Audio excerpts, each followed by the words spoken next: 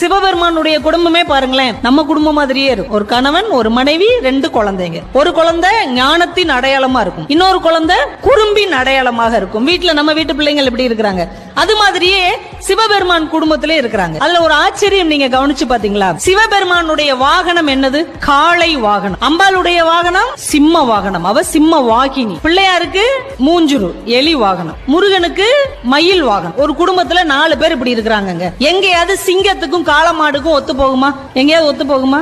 ஒத்து போகாது. பாம்புக்கும் மயிலுக்கும் ஒத்து போகுமா? பாம்புக்கும் எலிக்கும் ஒத்து போகுமா? மயிலுக்கும் எலிக்கும் ஒத்து போகுமா? ஆனா 4 பேர் இதைத்தான் வாகனமா வச்சிருக்கிறாங்க.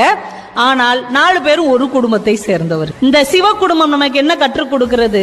மனசுக்குள்ளே சகிப்புத்தன்மையும் அன்பும் ஒற்றுமையும் இருந்தால் எப்படிப்பட்டவர்களாக இருந்தாலும் ஒன்றாக வாழ முடியும் என்கின்ற ஒரு மாபெரும் தத்துவத்தை சிவபெருமானுடைய குடும்பம் நமக்கு கற்றுக்